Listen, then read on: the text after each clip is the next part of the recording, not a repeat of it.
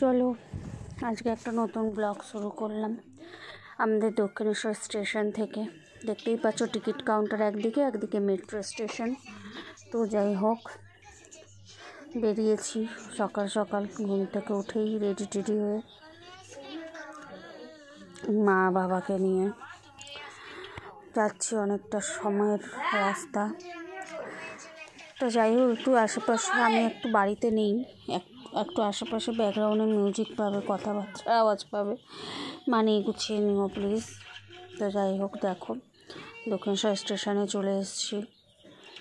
দারুণ ভাল লাগছে জায়গাটা দেখতে। এখন গাছপালা লাগিয়েছে, আগে এরকম ছিল না মোটেই, আস্তে আস্তে স্ট্যান্ডার্ড করছে।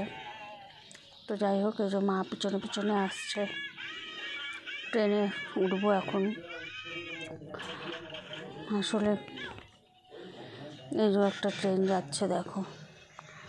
আসলে আমার দিদার না শরীরটা খুবই খারাপ। কয়েক মাস 6-7 মাস আমার বাড়িতে ছিল, তারপর নিজের বাড়িতে এসছে, তারপরে অসুস্থ হয়েছে। দিদার একটু শরীরটা খারাপ করেছে খুবই, তো হসপিটালে অ্যাডমিট আছে। সেই জন্য আমরা যাচ্ছি দেখতে। আগে 2 দিন আগে আমার মেয়ে, আমার দিদি, আমার ভাই সবাই চলে এসেছিলো। এখন আমরা যাচ্ছি। তো যাই হোক, দেখো ট্রেনে উঠে বসে আছি। এটা শিয়ালদায় নেবে, তারপর শিয়ালদা থেকে ট্রেনে উঠেছে। আবার ওই দক্ষিণেশ্বরের ট্রেনের ক্লিপটা নেওয়া হয়নি। তো যাই হোক, এরমভাবে টুকটুক করে না ভিডিও দিতে থাকবো। তোমরা প্লিজ একটু আমাকে সাপোর্ট করো, কারণ কন্ট্রোভার্সি চ্যানেল সিমি লাইফস্টাইলটাই ঠিক আছে। কন্ট্রোভার্সি করতে ভালো লাগছে না, কন্ট্রোভার্সি করিও না, আর ভালোও লাগে না। আর যারা যে মানুষগুলো যে আমাকে নিয়ে কন্ট্রোভার্সি করেছে একটা সময়, বা নোংরা বদনাম দিয়েছে, তাদের মৃত্যু নিশ্চিত। খুব বিচ্ছিরিভাবে মৃত্যু হবে তাদের। নাকে মুখে গলা দিয়ে মুখ দিয়ে রক্ত বেরিয়ে যাবে, বেরিয়ে ছটপটিয়ে মরবে, ছটপট করতে করতে মরবে। তোমরা দেখতেও পাবে সেটা। যাই হোক, আমি কিছু বলতে চাই না। আমি নির্দোষ, একদমই নির্দোষ, এটা উপরওয়ালাও জানে। তো যাই হোক, আমি আর কিছু বলতে চাই না। এই দেখো শিয়ালদা স্টেশনে চলে এসেছি। আমার তো মনে হয় সবথেকে ব্যস্ততম স্টেশন হচ্ছে শিয়ালদা স্টেশন। ধাক্কা ধুক্কি মারা পিটি, মানে যা তা হয়, যা তা ভালো লাগে না আমার। একদিকে ভালো যে সব ট্রেন পাওয়া যায়, কোনো টেনশন থাকে না। তো দেখো সবাই দাঁড়িয়ে আছি আমরা। এই জায়গাটা দেখলাম নতুন, জানি না অনেক বছর ধরেই হয়তো লাগিয়েছে অ্যাকোরিয়াম, বাট স্টেশনটা অ্যাকোরিয়াম গাছ ফাছ রেখেছে, তো বেশ ভালো লাগছে। তো এইখানে আমাদের ট্রেন আসবে, নৈহাটি লোকাল। আমরা মামাবাড়ি নৈহাটি বড়মার মন্দিরের ঠিক, মানে বড়মার মন্দির থেকে আমার মামাবাড়ি বেশিটা নয়। আমরা না ছোটোবেলা থেকেই প্রত্যেক বছরের কালী পুজোয় বড়মার পুজোর জন্য চলে আসতাম এখানে প্রত্যেক বছর। কালী পুজো মানে নৈহাটি অনেক বড় করে পুজো হয় এখানে, সেই জন্য। আর এখন দেখছি বড়মাই ট্রেন্ডিংয়ে যাচ্ছে। তো যাই হোক, এই দেখো আমরা এখন না এই স্ট্রিট ঝালমুড়িগুলো খেতে আমার দারুণ ভালো লাগে। আচার ফাচার দিয়ে মাখে, তো সেই হিসেবে আমার ঝালমুড়ি খেতে ইচ্ছে করছিল।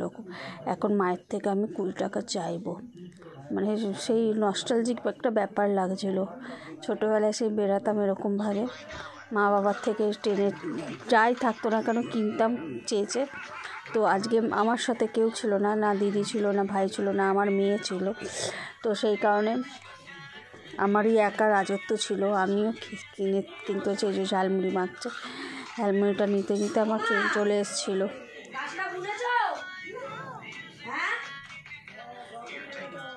তো দেখো, যাই হোক, একটু আওয়াজ পাবে আশেপাশে, কিছু মনে করো। এই যে ঝালমুড়ি কেনা হয়ে গেছে আমার, ঝালমুড়িটা খাবো এবার।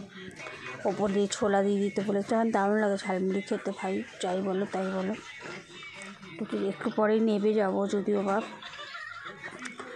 একটু এই ক্লিপটা একটু সব মানে একটু ক্লিপ নিচ্ছিলাম হাতটায় নাটক করে করে। এটা একটু পরে না আবার রিলস বানিয়ে ছাড়বো ইনস্টাগ্রামে। তো যাই হোক, একটু পরেই নেমে পড়বো। দেখো আমি একটু পরেই নেমেই পড়বো, চলেই এসেছি প্রায়। এই দেখো নেমে পড়েছি নৈহাটি স্টেশনে, নৈহাটি জংশন নেমে পড়েছি। এবারে যাবো দিদাকে দেখতে হসপিটালে। আর পরের ক্লিপগুলো বাড়িতে এসে আর ক্লিপ নেওয়া হয়নি, যেহেতু আমার ফোন সুইচ অফ হয়ে গেছিলো হসপিটালে থাকতেই, ওই জন্য আমি আর কোনো ক্লিপ নিতে পারিনি। ঠিক আছে, তোমরা প্লিজ একটু সাপোর্ট করো আমাকে, আর কিছু বলার নেই এখানে। আমি এভাবেই ভিডিও দিতে থাকবো। আমি অনেক দিন প্রায় ইউটিউব থেকে একটু দূরে চলে গেছিলাম, তো যাই হোক কিছু মনে করো না, ভুলে যেও না, অ্যাকচুয়ালি একটু মনে রাখো। ওই জুম করে করে দেখাচ্ছিলাম নৈহাটি জংশন লেখাটা। তো যাই হোক, এই যখন দিদার কাছে চলে এসেছি, দিদার হাতটা ধরে দেখছি একটু।